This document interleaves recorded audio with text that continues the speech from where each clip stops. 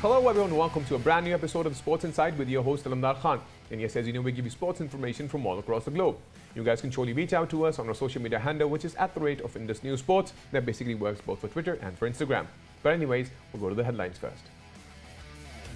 And yes, from the world of PSL, Islamabad United and Peshawar Zalmi's match is underway, while Karachi Kings set to face Lahore Qalandars today. Multan Sultans won against Quetta Gladiators by 110 runs on Wednesday.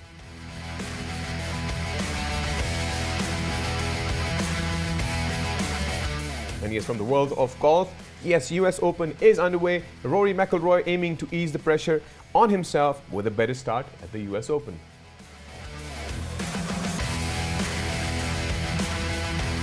And yes, from the world of NBA, Atlanta Hawks beat 76ers 109-106, while the LA Clippers win against Utah Jazz 119-111 in Game 5.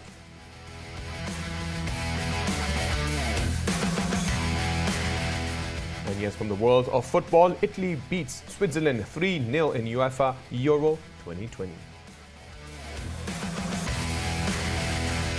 And yes, those were the headlines, and what interesting takes when it comes to the world of PSL. And not to forget that, right now, Islamabad United and Zalmi would be underway. But we talk about this big victory for Multan Sultans over Quetta Gladiators.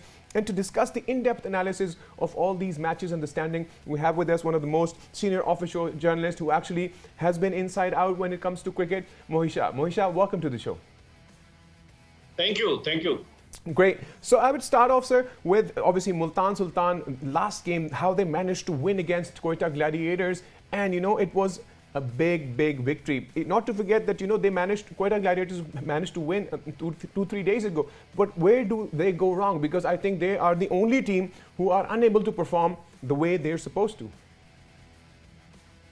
Yeah, the thing is that it was, I think, the best victory, the most comfortable victory we have seen in the PSL history. Right. By some margin. And Quetta, definitely, they are struggling. They have struggled all the way in this, especially in the second leg in Abu Dhabi. Right. And their struggle continues. Now they have gone out of the PSL, and there are no chances at all for their bouncing back and coming into the top four. Now it's battle between the top five.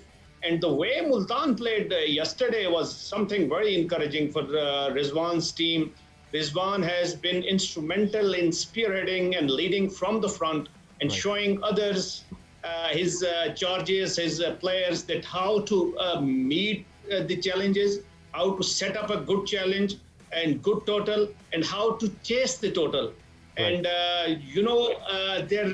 the best thing about Multan in their yesterday's victory was Bishan Masood's inning. He hasn't been able to perform so far, but the way he has performed yesterday was a bit, very encouraging for Multan going into some crunch matches. Now Multan is one team that is now would be seen weighing for a place in the top four. And they are facing challenges from Lahore, they are facing challenges from Karachi, but that one place, as Islamabad United is already on the top of the table. Peshawar Zalmi is doing well.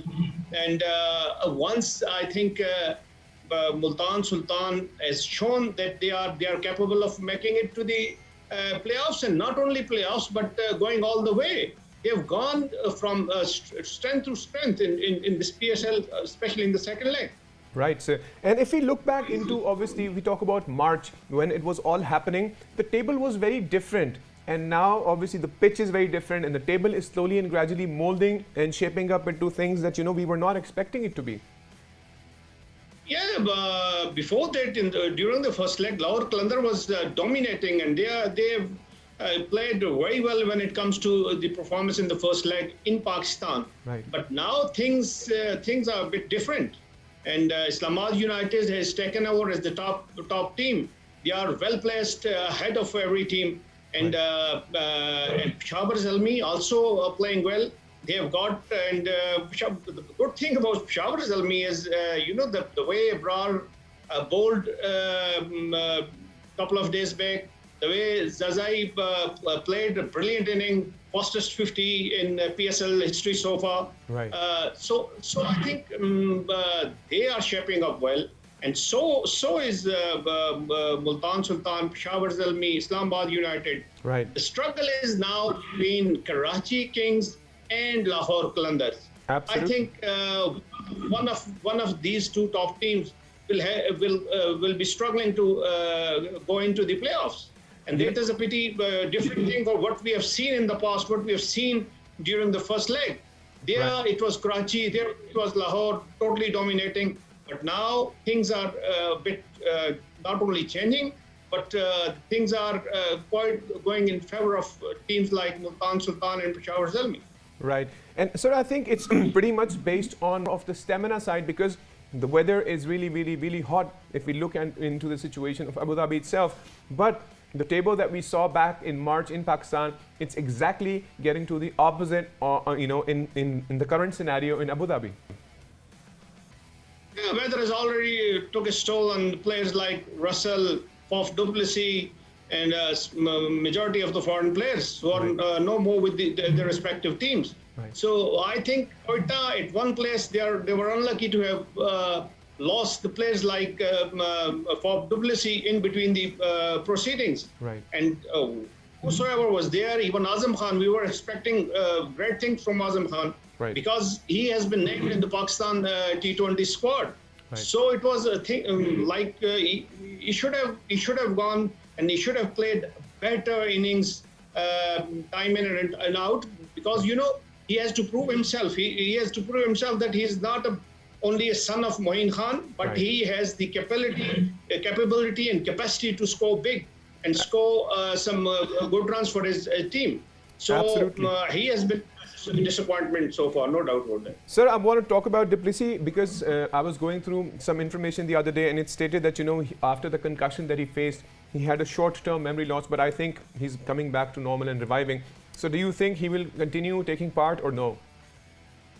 No, he's no more. He's no more there. Okay. I think he has been. As you must be knowing that South Africa is going to play West Indies in the T23 starting from 26th of this month. Right. So they are on their way. Miller, du Plessis, they are on their way to Caribbean island. Right. Because their series is about to begin, so they need a quarantine period to go through the quarantine period in Caribbean. So I think it is not possible du Plessis to continue anymore. Right. And what he has done, but the main thing I think the problem was the hot weather.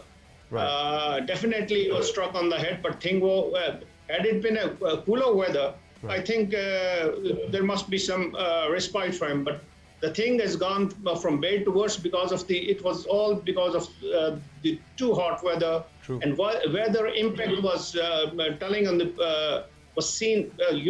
Majority of the players, they were struggling to cope with this hot weather. Right. So I would want to talk about, besides the hot weather, obviously Islamabad United still slowly and gradually taking charge, getting up on the table where they're supposed to. What's your take on the entire team? Because I think they are right now on fire. No doubt about that. The good thing about Islamabad United that Hassan Ali is back. He was supposed to join his family back in Pakistan, but now he has decided to stay back. That is a very encouraging sign for Islamabad United. Colin Munro is scoring heavily. Shadab Khan is bowling pretty good. So I think they are putting in a combined all-around performance. It is a team performance that is, very evident from what they have shown so far. Right. So I think Islamabad is a team to watch in days to come. And the way they are playing, they are combining it well.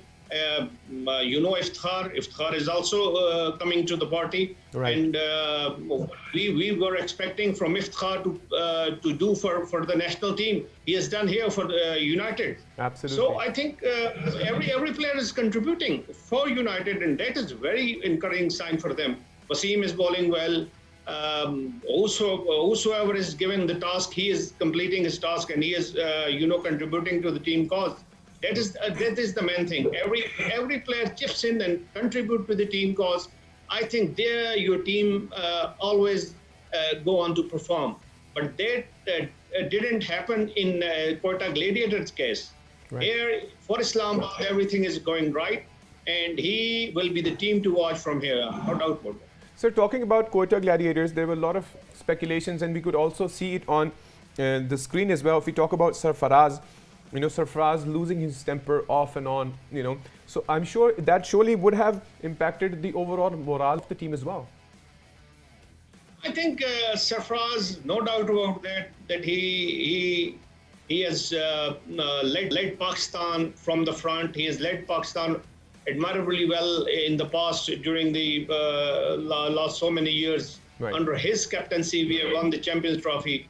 Right. I think that once your players they fail to perform, I think most of the skippers, most of the leaders, most of the captains, they go on to lose their temper. Same is happening for in case of Sarfaraz. Right. He has shown some, a bit problems with his temperament.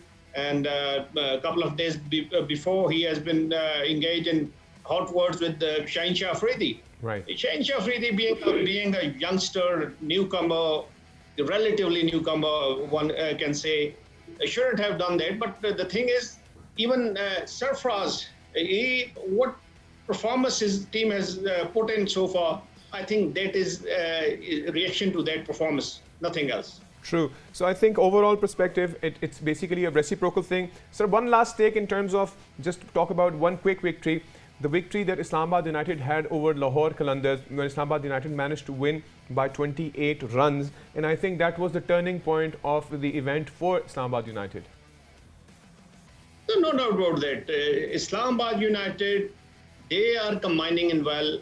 They are, producing the performance that their coaches wanted them to do. Right. At the other hand, I think for Lahore Qalandar, they are struggling a bit when it comes to performance of their top order batsmen. Right. Sohail Akhtar is not, scoring and not going well for Lahore Qalandar. Fakhr is another, a failure so far.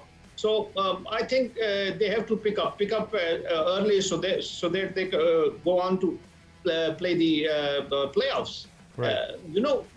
Once you start performing from the top order, once you score from the top order, start scoring from the top order, I think things become easier for the lower order.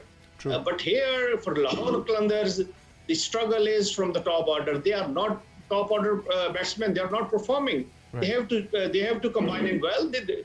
What Qalandars need, they have got a brilliant bowling attack, but their batsmen are not doing well. They are not contributing to the team cause, and that is their main problem. Right. Well, sir, thank you so much for the in-depth analysis in the world of PSL. It was a pleasure having you, sir. Thank you. Thank you. So that was in-depth analysis from Mohit Shah, and obviously, as per him, I think his team needs to basically mold into the situation. And as discussed, Islamabad United and Peshawar Zalmi match is underway, but we have a lot of hopes from Islamabad United, and I think Quetta Gladiators now do not really have a chance to make their comeback. Anyways, guys, we'll take a quick break. Once we get back from the break, we'll discuss more from the world of sports. See you guys after the break.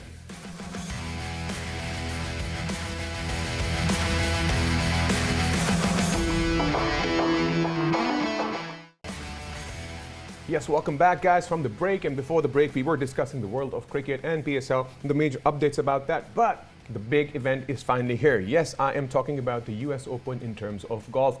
Not to forget to get the in-depth analysis of what truly is going on in terms of golf. We have with us our golf expert all the way from the US, Cam Rogers. Cam, welcome to the show. What's going on? Happy US Open week. It should be a fun week of golf, no doubt. Looking forward to that. So we wanted an input with regards to, obviously, if we look back, DeChambeau won back in 2020, at the winged foot. But right now, we'll start off with the big names who are actually looking forward on getting this big title. So how much do you think everybody is prepared for this one? Yeah, the big names will be the big story this week. Honestly, 11 of the last 13 US Open winners were the top 30 in the world. So if you guys want to narrow down who has a realistic shot at hoisting the trophy on Sunday evening, look at the top 30 in the world. That obviously includes the likes of Xander Schauffele, Brooks Koepka, of course, the defending champion, Bryson DeChambeau, too. So It's going to be a cream of the crop type of leaderboard this week. We're talking about very difficult conditions at Torrey Pines. Right. This is a long golf course, 7,600 yards, par 71, thick rough. I think strength and driving distance will be critical this week, and that certainly favors the likes of Bryson and Brooks. Right. And talking about, obviously, as you mentioned, it's like a huge, golf course. And what's the weather like? Is it pretty much the same that is expected? Because I'm sure that, weather surely plays a very impactful thing when it comes to golf.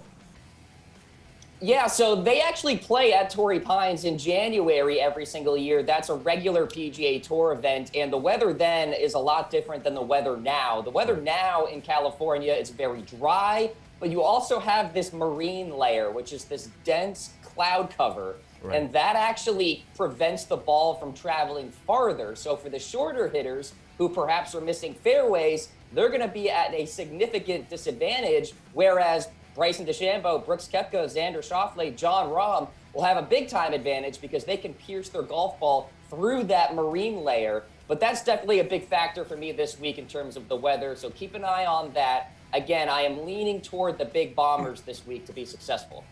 Right. And obviously talking about Phil Mickelson, I would want to get your input on him because obviously this is going to be his 30th US Open. So looking at his experience and obviously the victory that he had, and he was preparing himself, he was very quiet in terms of because he wanted to focus on his preparation for the US Open, and the big week and the big event is here. So what's your take on his preparation? I can't believe he won the PGA Championship. I'm still thinking back to that moment. Truly incredible at age 50, winning on the longest major championship course in history. So everything I'm about to say could be written off quickly.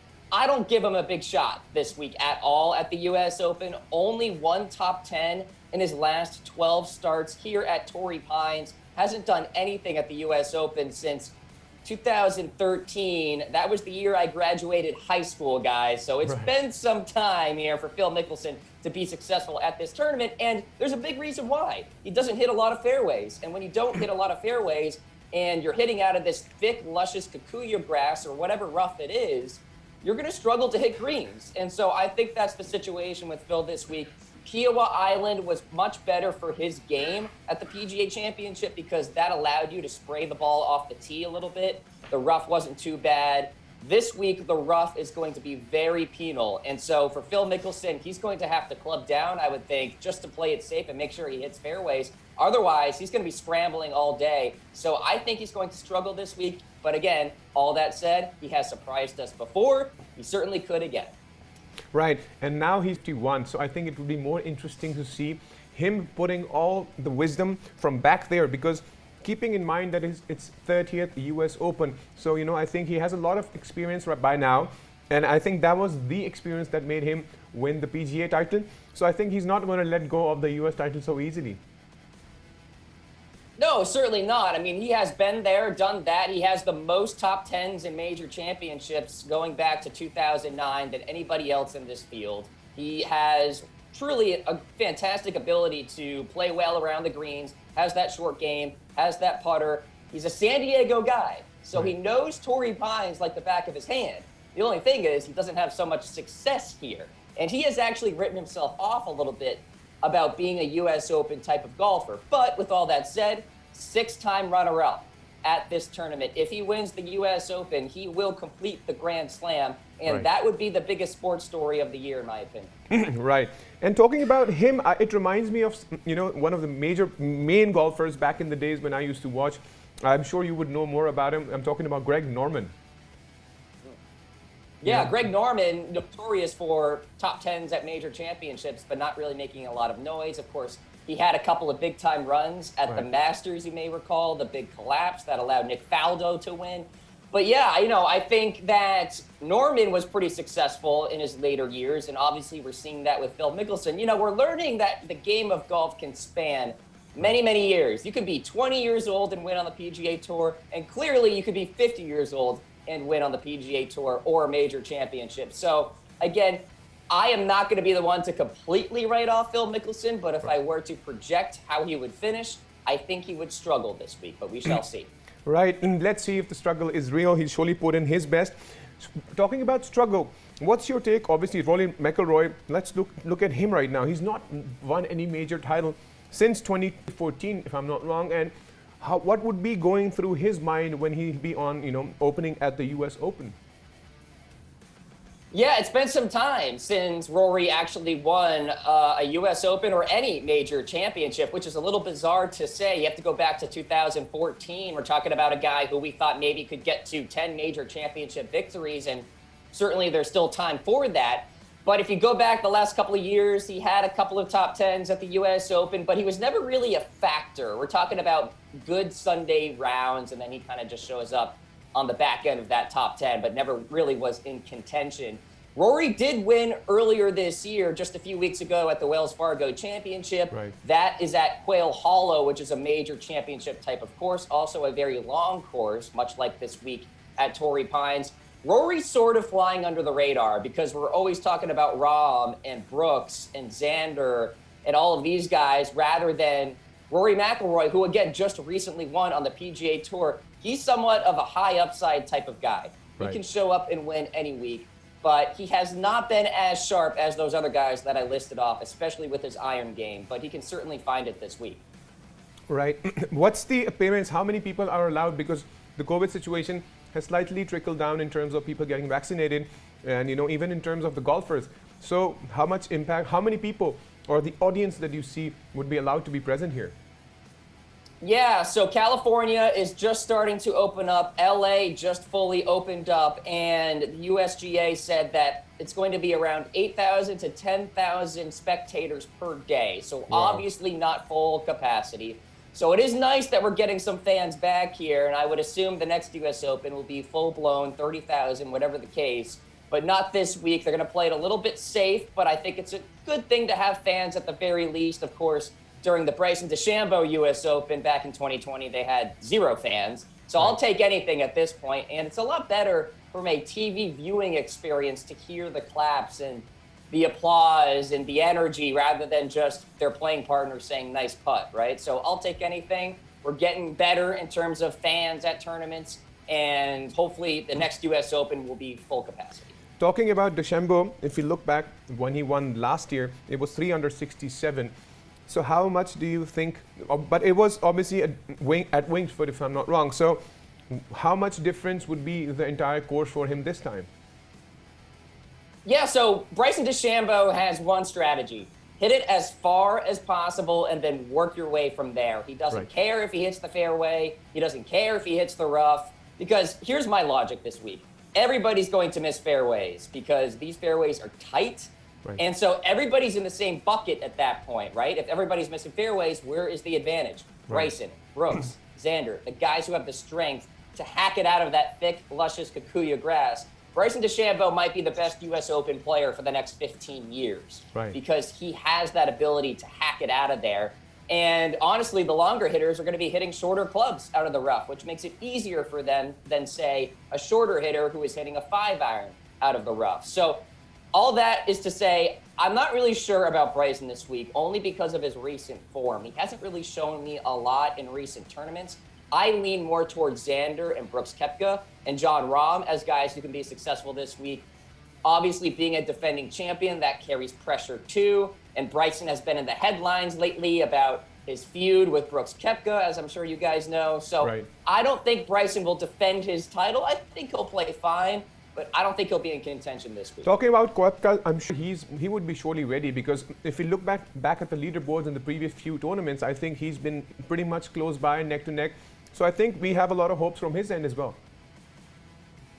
Yeah, I like him for a top 5 finish this week, certainly, and he can win this week as well. As we know, he has multiple U.S. Open trophies. In his last 14 majors, 4 wins, 3 runners-up, and 3 other top 10s. It doesn't matter really about his recent form because he can show up to the big stage and perform. He's a big game hunter looking for U.S. Open trophy number 3, which would tie him with Tiger and Hale Irwin. So we're talking about a historically good U.S. Open player. Watch out for Brooks Koepka this week. I like him a lot. Great. We'll be surely looking forward to that. Well, thank you so very much, Cam Rogers, for the in-depth analysis. We'll surely have you on board once again once the tournament is finished. Appreciate it, guys. Enjoy the week. Thank you. So that was pretty much the analysis on what's really cooking in with regards to the US Open. Yes, it's going to be super interesting because they're big names and big names are almost ready just to ensure that, they get the title. It's a big tournament. Anyways, looking forward for all the major names to perform as much as they can.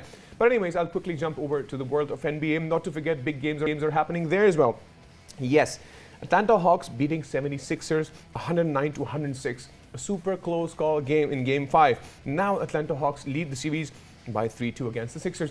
Not to forget that, they were tied by the last game. They were 2-2. A lot of people have a lot of hopes in terms of, Hawks, but I think this was a pretty close call in terms of games. So we're surely looking forward for the major games coming up, because if the next game happens and the 76ers manage to win, it would be a tie. But then the 7th game will decide all the factors. So we're looking forward for that. Not to forget that, besides this, the LA Clippers won against the Utah Jazz in Game 5. And now the Clippers have taken the lead as well, 3-2. So it's pretty close by for all the games, all the games that are truly happening in the world of NBA, because not to forget, these are the conference's semifinals. So Clippers, Leonard actually was ruled out by knee injury, so they will have a big, drawback in terms of the next match, because in the next match, I'm sure that the Utah Jazz would probably come out with a bang, so we're looking forward for that. And if it ties, we'll wait for the Game 7 to decide the fate of their teams. But anyways, this was from the world of NBA. I'll jump over to the world of football. Yes, Italy managed to beat Switzerland 3-0 at the UEFA Euro 2020. And it's interesting to see how things are actually developing in the world of Europa 2020. And not to forget that this will probably allow them on a bigger scale to prepare themselves for the upcoming World Cup, which obviously was slightly delayed. And there were things that, they would be discussing in Qatar. They wanted to do it, and they're still planning on doing it. So let's see how the teams work out their way in terms of this Europa Euro 2020. And this would actually allow them to, decide their fate in the future. Anyways, guys, if you want to reach out to us, you can on our social handle, which is @Indus News Sports. Till then, take good care of yourselves, and bye-bye.